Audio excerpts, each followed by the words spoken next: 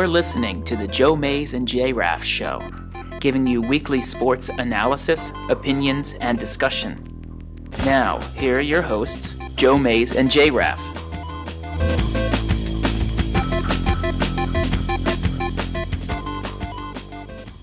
Well, good evening, everyone, and welcome to the 163rd episode of the Joe Mays and J-Raff Show. I'm your host, Joe Mays, and I'm joined this week once again by co-host J-Raff. Yeah, it's good to be back. It's been a few weeks, since I've been around and able to do the show, but plenty to talk about, kind of looking back and a little bit going forward. We have some cool things to talk about on the show today in regards to both of those. But it's good to be back on the air and lots to talk about. And I said to Joey how, due to certain things, that have been going on the last few weeks for me, I haven't necessarily, you could have left that on. I haven't necessarily been, in the deep end of the sports pool like I normally am living there. So I'm actually, I've been looking forward to this weekend getting back and getting a chance to talk about all kinds of things that I really haven't talked about much over the last week or so, or a couple weeks. Yeah, and you just said that you didn't see a single moment of the Super Bowl live. I did not. You got caught up in the week that just was. And actually, the only highlight I have seen, like the actual video, was the highlight that we're going to show over and over again? No, the touchdown at halftime, right before halftime. Okay. Yeah. I've seen still shots and I've seen lots of things about. Well, you're going to see the pinnacle of the game over and over and over again while we talk about it. Right, absolutely. I'm okay with that.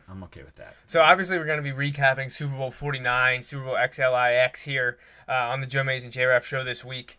And it gives Justin an opportunity to talk about the Patriots and Seahawks, which he didn't get to do last weekend. Again, I want to thank Zach Williams for filling in for you. He did an awesome job. Heard good things. He is vying for an open seat, if something would happen. I was going to say, I heard good things, and that kind of disappoints me because that means the seat's a little warmer this week than it usually is. Yeah, you're under fire here. We got a couple people, that have filled in well. So, I just asked that we don't put it to a fan vote.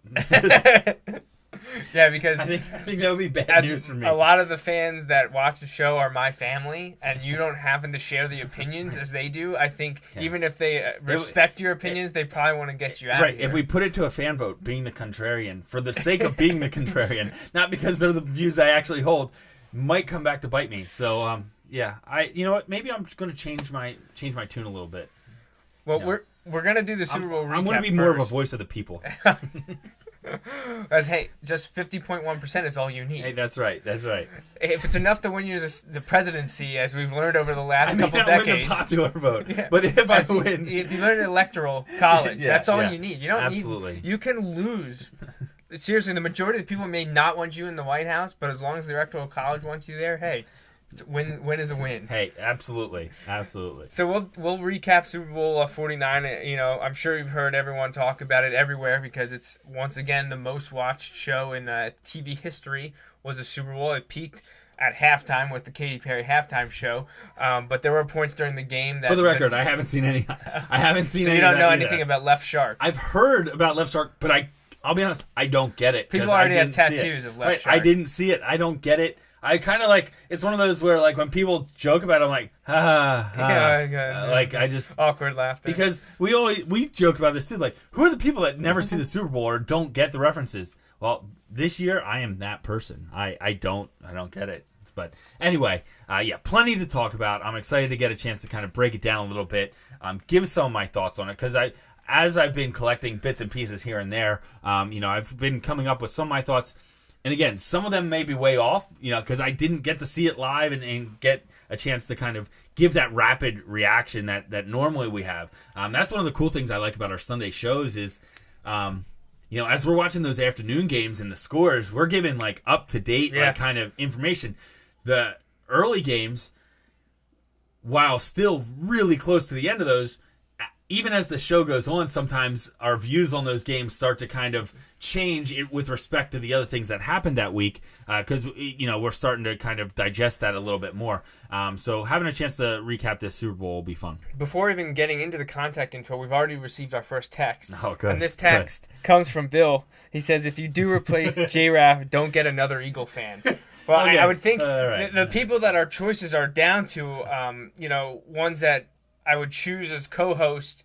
We got Zach last week. He's an Eagles fan. We've had Greg on a couple of times. He's an Eagles fan. We've had Pat on a few times. He's an Eagles fan. And we've had Adam on a few times. He's a Bills fan. But I know my dad's history with Adam. I don't think he would want Adam on the show either. Right. So look at it this way, Bill. I'm the best you've got. I'm sorry. So besides Super Bowl 49, we're also going to revisit our awful preseason predictions. During the year, I thought we had done pretty well. If we did it like golf and we just wanted to get the lowest score possible, we would have been on to something. We hit on one or two things that I kept thinking about during the year, but now looking back on it, oh man, we did not do very well. No, it was not a very good one. And again, some of it, I felt like this year more than many in recent memory, especially since we've kind of been putting these on the record, I feel like there were a lot of teams where I'm like, oh, this trend is going to end this week. This trend is going to end this week. This trend is going to end this week. No, there were season-long trends. And we'll get into some of those. I'm sure everybody can kind of think of some of them right away. But we'll get into some of those as we go into recapping kind of some of those predictions. Bill says that you being the lesser of two evils or the best option's not saying too much. I would agree. Okay. Well, let's dive in and give you our contact information so other people can take advantage other than my father. Right. There's other people there's other ways to contact us. There's phone, email, Facebook, Twitter, and Justin's going to get you started on that info. Yeah, we'd love to have you contact the show. The more interaction, the better. A great way to get in touch with us during the show is through the phone number, like Joey said. You can call the Mays Sandwich Shop hotline. That number is 530-563-6297. Again, 530-563-6297. You can also email the show using the Mays Sandwich Shop inbox at joemaysandjraff@gmail.com. Again, joemaysandjraff@gmail.com. And we're also all over social media, like Joey mentioned. Yeah, we have a Facebook fan page. You can like us there. We have a Twitter account. You can follow us at Joe Mays and J-Raff. Okay, before we do the football stuff, the Super Bowl recap, and revisiting our preseason predictions, I think this is a good time to announce what's coming up for us. We have an exciting week ahead. Besides finishing in the last half an hour of this show, we actually have 2 shows this coming week. So we're going to really be on the air 3 times in the span of a week before taking a break. But the reason we're doing that is we're really excited to announce that Friday and Saturday, Friday, February 13th and Saturday, February 14th, yes, Friday the 13th and Valentine's Day, we will be joining the students, faculty, and staff at Wilson High School at their Mini-Thon event, which is a smaller version of the Penn State Dance Marathon. A lot of the high schools in Pennsylvania and the surrounding states have joined in to fighting pediatric cancer with Penn State Hershey Medical Center and the Four Diamonds Fund. And Wilson started their event last year in 2014. Their goal was to raise $10,000, and they more than doubled that. They raised over $23,000 the first year of the event.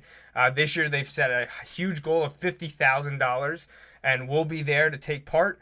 We're actually scheduled to be live on the air during the Community Carnival this Friday, the 13th, at the Wilson High School Gymnasium from 6 p.m. to 9 p.m. So you can tune in on Ustream and Blog Talk Radio this Friday evening to hear us do our show. And during the show, besides talking about the sports world at large, we'll also be talking to a bunch of Wilson athletes. We've already have a few of them lined up. We're possibly going to be interviewing some of the Thon families and the Thon children, and talking about some of the Thon committee members. It's just going to be a great time to talk sports and to talk about community and to talk about a great charity, one that's very close to me and my wife and the whole Penn State community. And it's wonderful. I'm really excited that Wilson has gotten involved last year and now the second year, and it's a privilege to be able to do our show from there. I think it's going to be a lot of fun. Yeah, like you mentioned, there's so many good things going on. Our show is an incredibly small part of that, but we just want to kind of celebrate it with them and be part of it, being part of the Wilson community, show our support and kind of give any support that we can.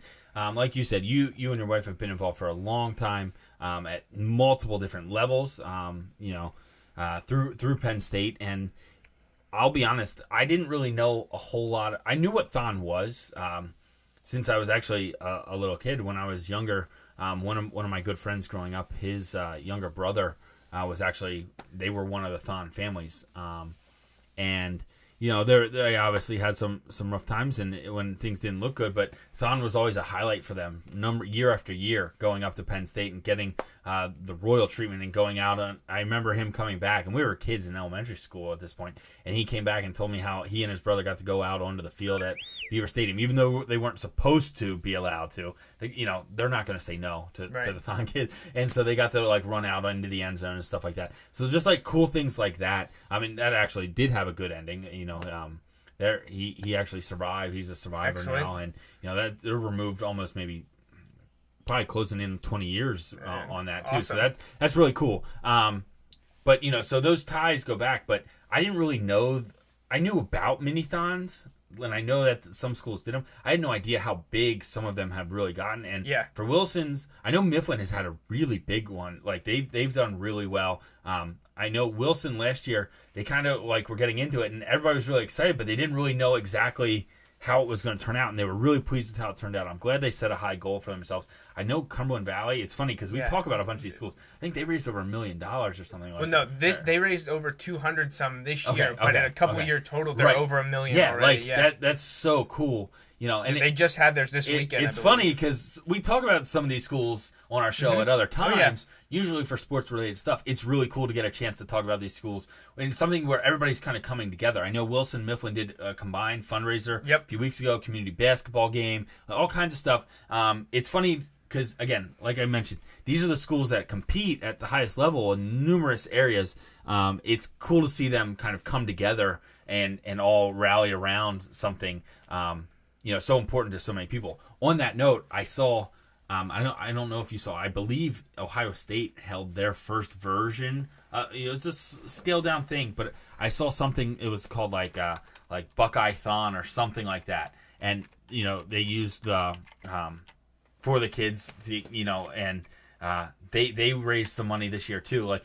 You know what? And again, that's just another perfect example. There's competitions at all kinds of levels, high school, obviously intercollegiate athletics. This is something where everybody's kind of on the same page, and it's a good thing. It's a good thing to support at any level that you can. Yeah, and I actually have a little bit of a bit of their promo video I'm going to play here just to kind of get you a better idea of the event and the involvement of the Wilson community. And then we'll be back here in just a minute or two. It's a 5-minute long video. I'm not going to be able to play the whole thing, but I will play that for you now, and hopefully if you're watching, you'll be able to see it.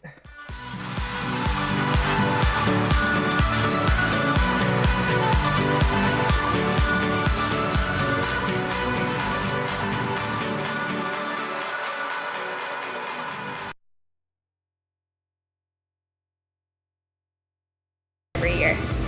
Students raise funds all year long for the Four Diamonds Fund, and the total is announced at the end. Last year, the students raised over $13 million. The Four Diamonds Fund has asked different colleges and high schools to participate in mini-thons.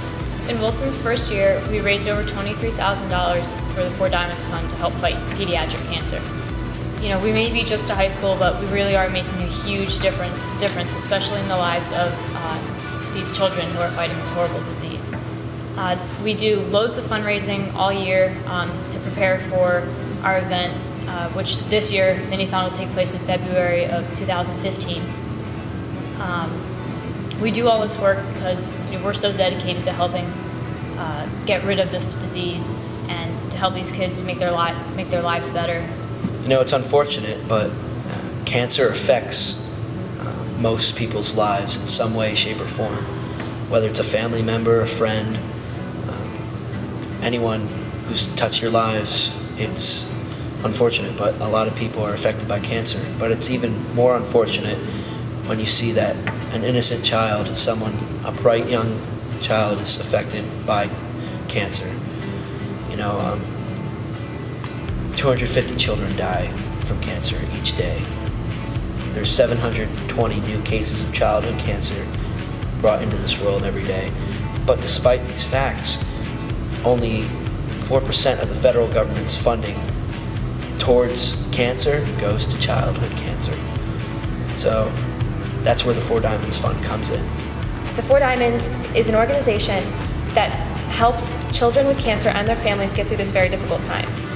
They ensure that no child or their family will ever see a single bill. They cover anything from gas vouchers to food to an apartment near the hospital in case the child has to stay for a long period of time.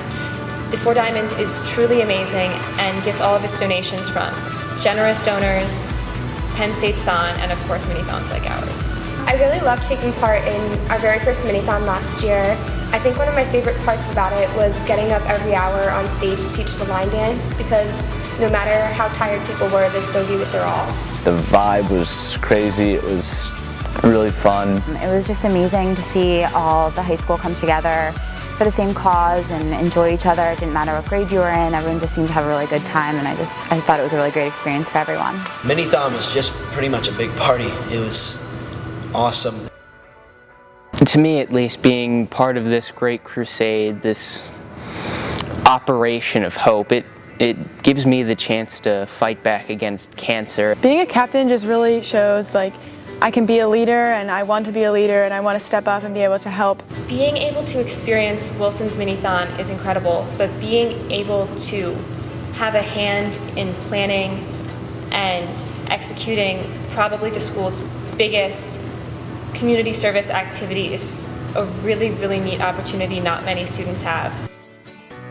I'm actually childhood cancer. That's a little bit of the promotional video that Wilson and the Four Diamonds Fund put out for Wilson Mini-thon 2015. Again, that event will be this coming Friday and Saturday, the 13th and 14th of February. It's a week before the Penn State Dance Marathon, the main event up in State College. We will be live on the track around the gymnasium Friday from 6 to 9 p.m. So come out to Community Carnival and watch us live. Yeah. I think Community Carnival is $5 for adults to get in. And again, it's part of the fundraiser. Kids 3 and under, I think, are free. I think they are part of the deal. And we'll actually be live the next morning from 4:30 to 6:30. The event ends at 6, so we will be broadcasting when they do the reveal leading up to 6 a.m. And then we'll wrap up our thoughts there at the end. So for those of you that aren't involved and can't be there to see the end, we will be there for you. We will have live video and audio of us talking and of the event going on and everything surrounding the end of the 12-hour mini-thon. So tune in if you're up early on a Saturday morning on Valentine's Day and check out us broadcasting live from the Wilson Mini-thon. Yeah, so it should be an exciting week. Definitely kind of ramping up to a big event here. So it should be cool to see how things turn out.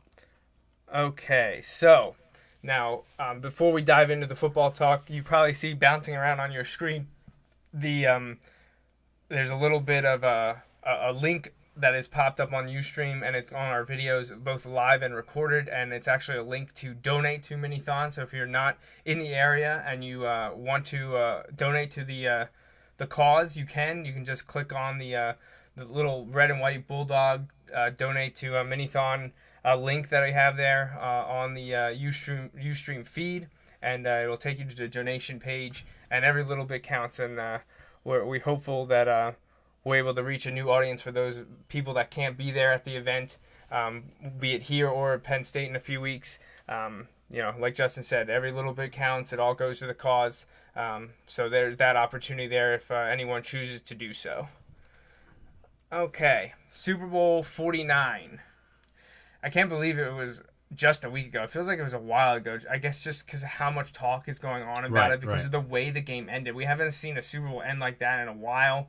I know a lot of the games have been really good over the years. If I remember correctly, looking back, I think of the last 13 Super Bowls, only 2 or 3 of them have been crappy games. I was going to say, when we have a couple of these things, when we look at it,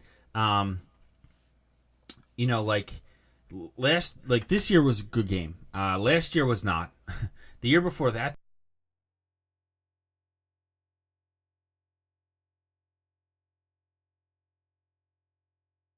the lights went out for 45 minutes, and that kind of changed everything. But it kind of as the years have gone on, like you said, over the last few years, it's been a number of good games. But you couldn't really ask for much more in terms of being a good game than at least coming down to the wire than last Sunday. Yeah, and the game was kind of what we expected. It was back and forth. It was a good game. There was a lead. We had a comeback. We had everything involved. Obviously, everyone knows now that the final score was 28-24 in favor of New England. As the event moved on, at least in the third quarter, it didn't look like it was going to be Brady and Belichick's fourth victory. It looked like it was going to be back-to-back wins for the Seahawks, which would have been the first time, coincidentally, since the Patriots did it 10 years ago. So, what happened at the end? Well, the play at the end of the game is just, there's so many aspects to it that you don't think about. And we're going to get to that, but I think we should go over most of the game first before settling on that final play. So, the game was really close. We know that this final score was only 4-point difference, but we see in total yards, actually, the Seahawks outgained the Patriots, 396 yards to 377. Patriots obviously relied more on the passing game, whereas the Seahawks relied more on the rush, and you can see a 320 pass to 57 rush for the Pats, 234 pass to 162 rush for the Seahawks. Pretty even distribution of first downs. The tale of third down conversions, I think, tells a lot in that the Seahawks, I don't know, it's interesting to look at because they jumped out to a 24-14 lead, but they were pathetic on third downs. They were only converting 3 out of 10. So, if they were clicking, maybe the game would have been even, a bigger lead, which the Patriots couldn't have overcome. Also people will say, well, the Seahawks were clearly the better team. They weren't playing their best. They still had a lead and end up, losing on a screwy play. But the Patriots were also doing what is supposedly one of the greatest defensives of all time. Were converting at better than a 50% clip on third down. That's huge. To be able to continue rolling, keep that defense on the field, especially now that we know how beat up the Legion of Boom was in this game. Right. Yeah, like when you look at that's one of the things, it didn't look like the Patriots were going to be able to get it done. It looked like the Seahawks had gained momentum, had kind of, you kind of thought maybe the Patriots would come flying back out in the second half, and they did not. So then you're like, oh man, maybe it was actually the opposite. The Seahawks were the ones that kind of jumped out, but I did, in the little bit that I have talked to you about this, I think I was talking to you. It's when they weren't able to keep adding it on, like I know they were up double digits, weren't they? Up 24-14? Yeah, 24-14. Yeah, they're up 24-14. If they can make it like 27 or get that other touchdown, I know that's a huge difference. You're doubling like the lead there almost, but beat the Patriots. Can put up 10 points like that, or they can put up 14 points like that. And they kind of did, and then all of a sudden you're left with the Seahawks, who actually in this game, put up points in a hurry at times and almost did it again at the end. But they're not a team that's necessarily traditionally built to do that. They have been able to do it, but they're not built the same way as the Patriots, who were able to turn it on in the fourth quarter and get it done. And Tom Brady was kind of vintage Tom Brady. And the defense stepped up when they needed to. That was the key. Brady, again, kind of like the Ravens game, and we kind of talked about this before. Yeah, it's tough for me to really gauge this because I did not see the game, but it kind of seems like another one where, not that they won in spite of Tom Brady, but like he wasn't the biggest factor. You know what I mean? Like he played a big role in the game. He played great, but it wasn't like some quarterback going out there and just lighting the world on fire and he just wasn't going to be stopped. No, that wasn't really the case. I think the defense turning it on when their backs were against the wall, because down 24-14, if it gets more than that, game over. Oh yeah, game over with the players on the other side and the defense, even as beat up as we said. Being down 3 possessions to the Seahawks in the second half, it's not going to happen. It's not going to happen. And when the Patriots kind of towed that line a little bit, but they stepped up across the board when it mattered most. Yeah, and speaking of Brady, he was the MVP. He went 37 of 50 for 328 yards, 4 touchdowns, 2 picks. The second one was a beautiful play by Bobby Wagner. The first one was a head scratcher. That one really, I was like, what is he doing? He threw it to a guy, or if he was trying to throw it to a guy, I couldn't even see him on the screen. It was picked off by Jeremy Lane, which coincidentally could have ended up helping them win because he then went out with, I think, a broken elbow and didn't play the rest of the game, and they picked on Thorold Simon, his replacement, for at least 1, if not 2 touchdowns and a couple big plays. So really that first interception, which was ugly, ended up probably helping the Patriots in the long run. Russell Wilson, his quarterback counterpart on the other side of the field, was 12 of 21 for 247 yards, 2 touchdowns, but 1 pick. And that's the pick that everyone is talking about. Now, for all intents and purposes, the Patriots, to me, and I tweeted this out, I was tweeting a little bit from the show account during the game, I really thought the Patriots were the better team in the first half. Even though it went to halftime tied 14-14, the way the Patriots were moving the ball, even though they only had 2 touchdowns, I just thought that they had a better grasp. I thought their line was playing better. I thought Brady was playing much better than Russell Wilson. And the Patriots defense was hanging in there. Now, a gutsy play call by Pete Carroll and the offensive staff, led them to score the tying touchdown before half with like 2 or 3 seconds. Otherwise, I thought the score was deceiving. I thought the Patriots, it was their game to lose at that point. I thought the Seahawks were just hanging around, doing what they could, but I thought the Patriots are going to come out, as they're known for second half adjustments, great coaching. I thought the Patriots were going to come out and it was going to be their game to lose. Well, they were losing it because the Seahawks dominated in the third. You had that Bobby Wagner pick. You had the Seahawks go up by 10, 24-14. Then the fourth quarter rolled around. And I sent out, it was either right at the end of the third or the beginning of the fourth quarter. It was 9 o'clock in the evening. And I retweeted this at the end of the game because I said a lot of people are counting the Patriots out. There's way too much time to do that. The Patriots are too well coached. They have too many great players. They play too much like a team for this to be over. Mm-hmm. And I ended up looking like Nostradamus because Brady had some magic in the fourth. There was an incredible defensive play made. And Patriots come out on top.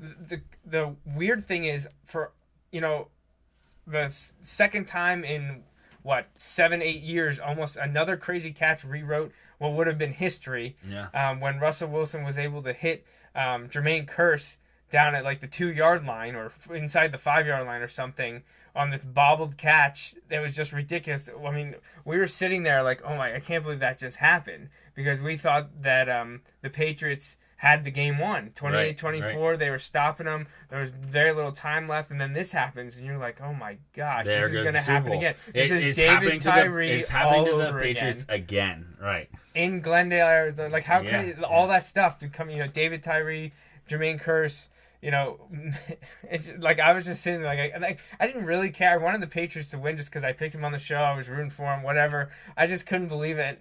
Thinking about my family up in New England, just what are they thinking right now that this is happening? But then the catch didn't change history, or what would have been history, because a play call that happened 2 moments later did, and now that's what's everyone's talking about. On first down from inside the 5, I think with at like the 5, a minute left, right? Like it wasn't like there were like 15 seconds left or something like that. There was about a minute. Right. Seahawks called their workhorse, Marshawn Lynch, 4-yard gain down to the 1, right around 40-some seconds left. Clock running. Belichick not taking timeouts. And people were screaming, why is it you need to take timeouts, or you need to let him score, blah, blah, blah. You got to give Brady time. He didn't, for whatever reason.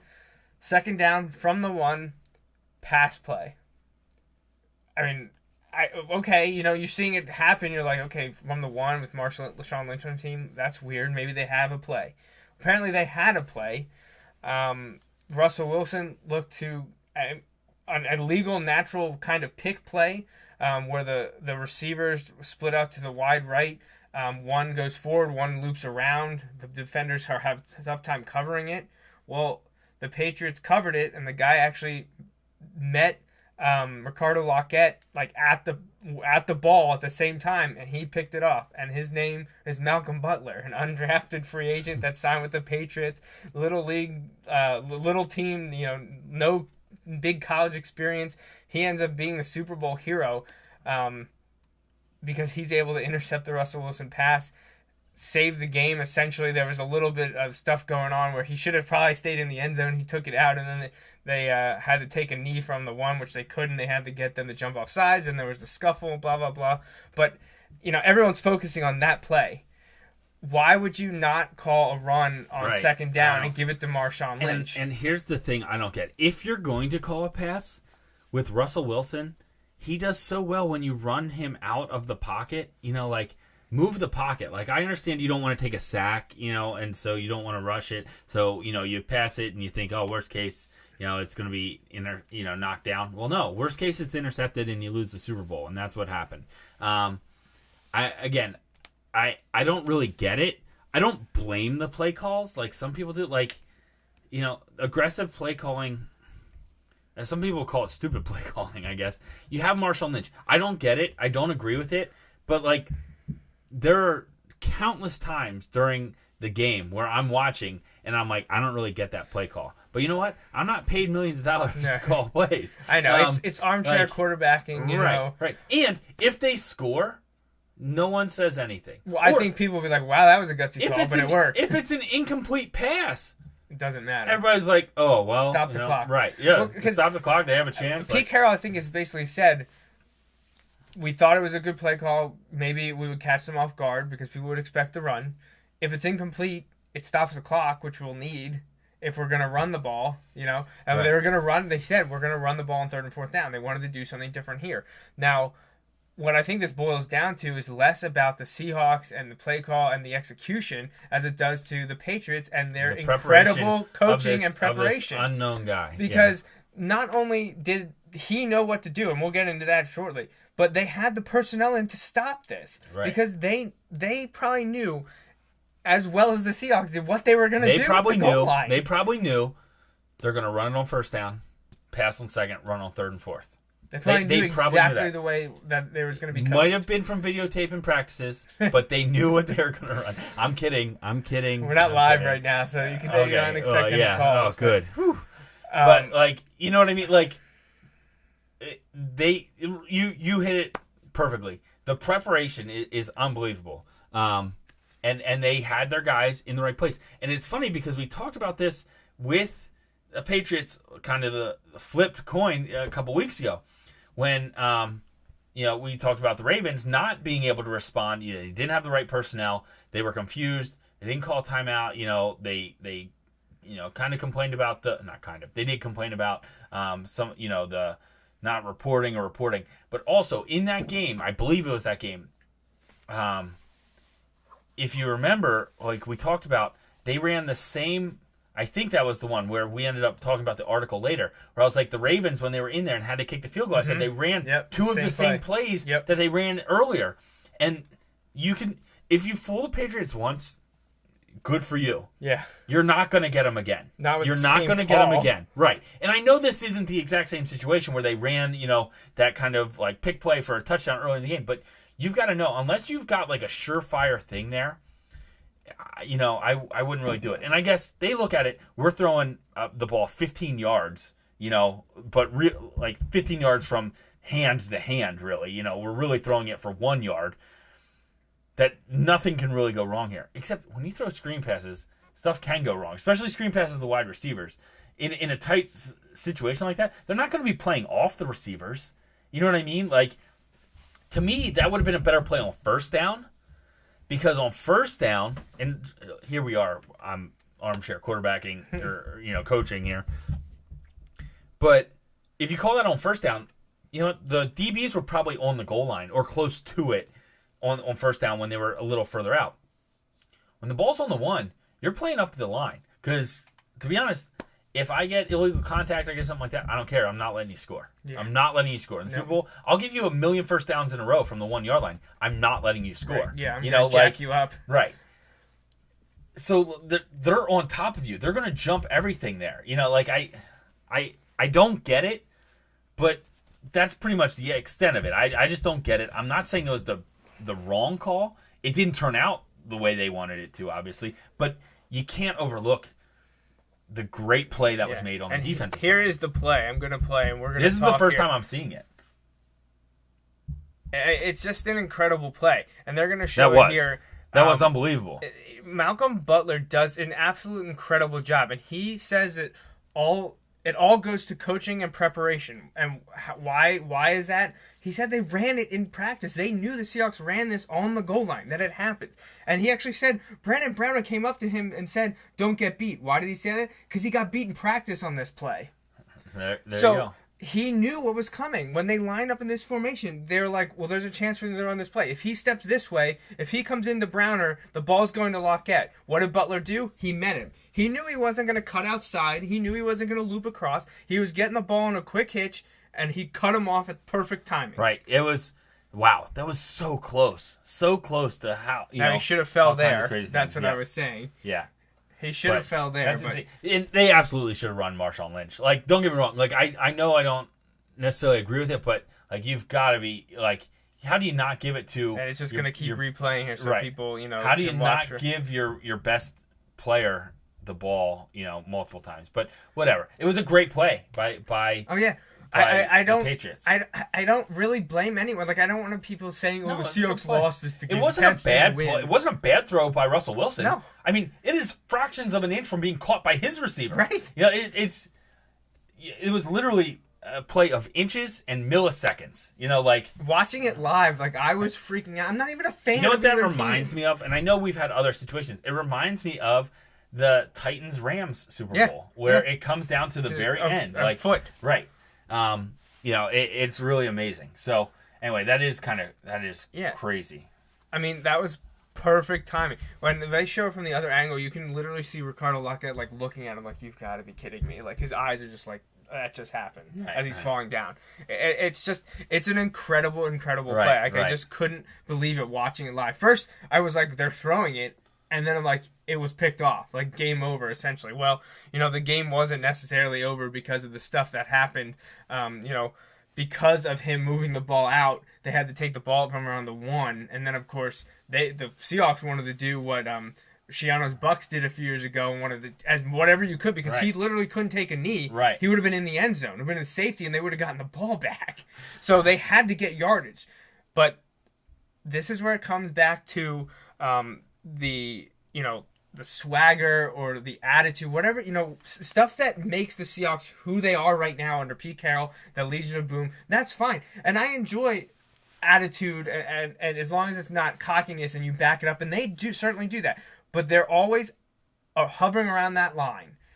And when you get thrown to the fire like this, we saw them respond 2 weeks ago against the Packers. They were playing a terrible game. They persevered. They came out on top. This week or last week in the Super Bowl, bright lights are shining. Something terrible happens to you. You know, hey, if I don't screw this up, they have to run a play. We can force a safety and get the ball back. And what do? They jump off sides because they weren't disciplined enough. And then a scuffle ensues. Right. And now 4 people are fined. Now 2 Patriots, 2 Seahawks. One of their guys got ejected. Congratulations to Bruce Irvin being the first player in NFL history to be ejected from a Super Bowl. But I think it just shows that the Seahawks were a little bit more of what I thought they were. You know, because I was always, like them, teetering on this line of, do I like their attitude and aggressiveness, or do I think it can be taken too far? And the only reason it hasn't been is because they've been on top. It's one of those things, and I kind of talk about this all the time when I'm coaching. Like, don't get me wrong. I want you to play with emotion. And there's nothing wrong with playing with emotion. To play at a high level, you have to play with emotion. However, it's a dangerous ride when you ride the highs and lows of emotions. Like, you've got to, and we talk about this. Now, Tom Brady kind of goes against this a little bit, but his isn't so the emotions of the game as his play, you know, like, but it takes a special athlete, and that could be it. He could be an exception to this because he's such a high level. But when you look at it, when you ride the highs, you have to know you're going to come back down. The other team's going to make a run. Something's going to happen. You're going to hit lows. And if you ride the highs and then you're stuck in the lows, like if you're just kind of caught up in the moment, good or bad, then you lose control, and you've become kind kind of like a byproduct of all the other things that are going on. Whereas I say we want to be the team that's dictating those things. Right. We want to be steady. Like, do I want you to come out and play with lots of intensity and be like have emotion, be in the game? Absolutely. Do I want you to, never get too high, never get too low, stay in that happy medium? Like when we've got momentum and things are going well, good, enjoy it, ride it. But when things are going bad, just know that, listen, we're disciplined enough. We're not going to stray too far from the middle, that we're going to bounce back up. We're going to get to our high next. And I talk about it all the time. Those are the things. Don't get too high. Don't get too low. Just kind of ride that middle. I think that's what the Patriots, for a decade plus now, have done. Is they never get too high, never get too low. And also, when the whole Deflategate thing came down, I said to you before I left, because I had to make my pick before I went to Jamaica, not knowing if I'd be able to be in contact with you at all or not. I said, I'm taking the Patriots, and I think I added in, I don't think there is a better team. By team, I mean 12 years. We're talking the Belichick era here, that rallies around the us against the world mentality. Now, in the third quarter, it didn't look like they were really grasping onto that us against the world mentality. But I thought that was going to be a rallying cry. It wouldn't have surprised me if they would have blown them out. The only surprise outcome here to me would have been a Seahawks blowout. Just because of the firepower that the Patriots have.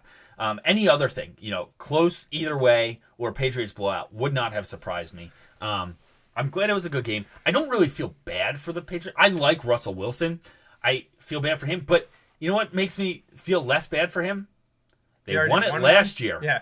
Well, it kind of reminds me of the 2009 World Series for the Phillies, because even though they were behind, they trailed the whole World Series. You and I talk all the time about how they should have won that World Series. Now they were so close.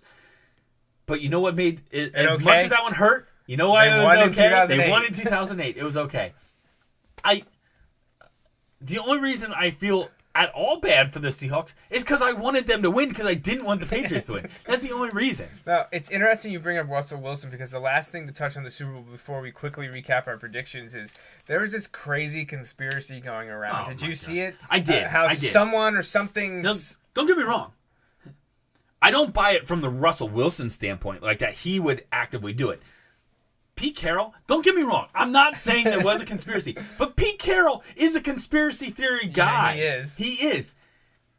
Like, I think he's a truther. He is. I know. It's okay. We're almost done with the show. Don't worry about it. But like, yeah, we'll talk more about this when the mics are off. That West Coast, man. Your favorite. Oh my gosh. Anyways, and what's funny is, just real quick, right now, all the things that are the unspoken dialogue that's going on right here that I know we're going to have. God. Oh man, it's awesome. But before you dive in, because we're kind of talking about it without saying it, someone or something claims that they didn't want Lynch to be the hero, so they called the Russell Wilson pass. Right. I don't think that's it. I don't think they risked the Super Bowl. From a football standpoint, it makes no sense for that conspiracy to work, because you just wouldn't do that. If they honestly thought it was the best coaching decision, the best tactical move, fine. But I honestly don't think Pete Carroll's sitting there like... They didn't want him to win the I don't want award. Lynch to be MVP. We might not be able to get him back. I'm going to lose the Super Bowl. Did you see the Ravens Super Bowl? Torrey Smith should have been the MVP that year. He returned a kick for a touchdown. He had he made some great plays as a receiver. Flacco wins. Quarterbacks win, or unless you do something absolutely amazing, as another player. Russell Wilson would have been the Super Bowl MVP. You think so? Even if he ran it. Now, again, that's really tough for me to make a call on because of that. But he made the long pass to get him down. That's true. He made the pass before halftime. Yeah. I'm not saying he should have been. I think he would have been. Yeah. And again, that's really tough for me to say because I have no concept of flow of the game or big plays. He was playing better when he needed to be playing. I'm just thinking because. I guess literally now the two plays I've seen of the Super Bowl, the touchdown before halftime and the interception. Those are the only two plays. He would have had 3 touchdowns and no picks if that was a touchdown. Right. Or he would have had 2 touchdowns, no picks, but Marshawn Lynch would have had 2 touchdowns. Yeah, I still think he gets it though because he's the quarterback. It's like and is the media voting on it? Right. Who picks the MVP? I don't know. I don't know. I'm honestly not even sure because it ends up meaning nothing except when you debate quarterbacks. Right. I honestly think Russell Wilson wins it either way. I understand, if you look at the conspiracy theory at, face value, you're like, well, that kind of makes sense because they're going into negotiations with Marshawn Lynch, blah, blah, blah, blah. No. you could be like, does that make sense? Yeah, it makes sense. Is that what happened? No. Like, that's right. Basically, most of conspiracy theories boil down to right, that. That's could it have happened? Sure, but when you think about it, just common sense. Is that what happened? No, right, it's not. Exactly. Get out of here. Okay, really quickly, as we're running late. Our picks were terrible. Our picks were awful. The NFC, we picked generally. I went with Rams, Seahawks, 49ers, Cardinals. I said 49ers would step back and Harbaugh would be gone. Hit that one. Boom. Fortunately, Cardinals finished in second place. We're in first for most of the year. Rams finished last. Of course, where it would didn't the Cardinals help have that, been if they had a quarterback? Oh, yeah, I know. That's crazy to think that. The actual finish was Seahawks, Cardinals, 49ers, Rams. AFC West, we did really well. Pretty much nailed it exactly. I'm not even going to get into the Chargers-Chiefs flip-flop because they tied 9-7. NFC South, we had said both agree with the Saints. Then we went Falcons, Panthers, Bucks. If you flip Falcons, Panthers, which were jostling up to the end, we didn't do too bad. You got to move them up in the first and second, though, not second and third, because the Saints were awful. That's what I was referring to earlier when I kept saying, the trend's going to stop this week. Nope, they were just bad this year. And my biggest gaffe in the AFC South was with the Titans. They were awful, the second worst team in the league this year. The Jaguars actually finished third in front of them. But we were pretty right with Colts, Texans. Texans being better. Kind of like we did with the Chiefs 2 years ago. We hit on the Texans this year. We kind of thought it. I was kind of hoping they would get a couple more wins. They were really close. I think O'Brien has them headed in the right direction. Still, quarterback situation's weird. Yeah, we'll see what happens in the draft with them. In the NFC North, again, a huge whiff from us. We both were on the Bears bandwagon. They finished last. Yeah, and Trestman's gone. But I think... I want to give you credit. I think you were up on the Lions because I think I picked them third. I liked the Jim Caldwell hire. I thought he was a good hire. I thought he was a stabilizing sense there, and I think he was to some degree. Because I think I went Bears, Packers, Lions. You went Bears, Lions, Packers. So, I mean, both of us are wrong because we had the Bears. Right. But you were right that the Lions were going to be better than I thought they would be. And you know what? Shame on us. We had been, for years, we've been Packers are there until we see otherwise. And this year we went away from it. No, we shouldn't have. No. AFC North, kind of crazy. Up until like week 14, any of the teams I think could have won. Maybe not the Browns; they might have been out of by that point. But up through like 12 weeks, any of those teams could have won the division. Yeah. It was a very strong division, but no elite team. Right, which none of them happens. Really came out on top. When you look at it, when a division gets 3 teams in, that's usually how it works. You're not going to have one necessarily pool away team, and that was certainly the case here. So I think we had the Bengals winning it, and I actually had the Steelers finishing last, which they finished first. At the beginning of the year, I didn't look too bad because they were in last place, I think, after the first 4 or 5 weeks or something. Browns were in front of them. The Browns beat them that one time pretty bad. But then they rallied around and pulled off some wins. They couldn't get by the Ravens in the playoffs, though, for the first time. After the Browns looking like, man, because we talked about how we wanted them to be better, we just didn't think they would be that much better. The first half of the season, we're like, oh, man, there's a chance. And then the Browns were and the then Browns. They became the Browns. Yep. And now Josh Gordon's suspended for another year, and their tight end's going to leave. And I don't think they have a quarterback. And there's Texgate going on, another NFL controversy. All right, last up, NFC East, we did... By the way, just imagine if Texgate was the Patriots. Oh, yeah. Heads would be exploding. Or Noisegate in Atlanta. Right, yeah. So NFC East, we both were on with the Eagles. We both flip-flopped Redskins, Giants being second, third, and we had the Cowboys as last, possibly the worst team in the league. Right. Yeah, we were wrong. And, well, everyone was wrong on them. The Cowboys won the division. None of the other NFC East teams made the playoffs. The Cowboys arguably should have been in the NFC Championship game. Nope, not at all. Depending on the ruling and what would have happened after that Des Bryant catch. But they didn't. We'll find out what happens to them in the offseason with Des Bryant and DeMarco Murray. I don't know how much they can staying power they have. We'll talk about this again. Des or DeMarco, which would you take? Absolutely Des. Absolutely. No question. It's not even close. Right. For many reasons. Not because I dislike DeMarco Murray. I don't think he's any good. He's a running back. Right. He's coming off a massive workload. He's going to break down. It's just history. I kept waiting for him to break down this year because he's broken down every season. Well, he broke down towards the end. He was on pace to get clips like 2,200 yards. He finished like 17 something. Right. They don't have a backup, though, because Joseph Randall is a crazy... AFC East, we did pretty much nailed it exactly. We said Patriots until they prove otherwise. Why didn't we do that with the Packers? Dolphins, Bills, flip-flop, but they were pretty much the same team all year, and we said the Jets would be awful. So, yay for us there. Super Bowl, though... Ugh, God. one team didn't even make the playoffs, and the second team looked awful the last 6 weeks of the season. We had Broncos over Saints, both of us, without even talking to start the year. We both picked the same Super Bowl matchup, and we both were completely wrong. The only redemption I get out of it is that when the playoffs started, I picked Patriots over Seahawks, and that's the way it ended. So yay for that. But our predictions were pretty awful this year. Yeah, not very good. We're just letting everybody feel better about their right, picks. Exactly. So, okay. So, like I mentioned at the beginning of the show, next episode is this coming Friday, February 13th, 6 to 9 o'clock at Wilson Minithon, and then we'll be on the next morning from 4:30 to 6:30 in the morning, right back at Wilson Minithon. So if you can tune in either of those times, we hope you join us then. It'll be a great event. The only shout out I can think of off the top of my head this week is one of our avid baseball listeners, Janet, had a birthday this past week, so happy birthday to her. Anything for you to add? Just in this upcoming week, we will actually have shows before this, but not having a show next Sunday. Just to throw it out there, my sister's birthday is later this week. Yeah, I got a bunch of them listed for the Friday night show. Yeah, okay, good. That's one. I didn't want to forget it.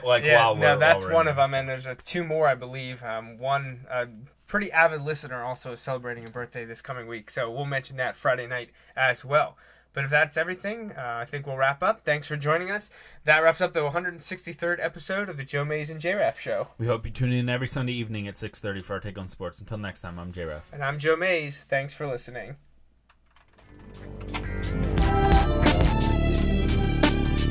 Thanks for listening to the Joe Mays and J-Raff Show. Don't forget, you can download each episode of the show from the podcast section of the iTunes Store. We'll see you next time, and thanks again for listening.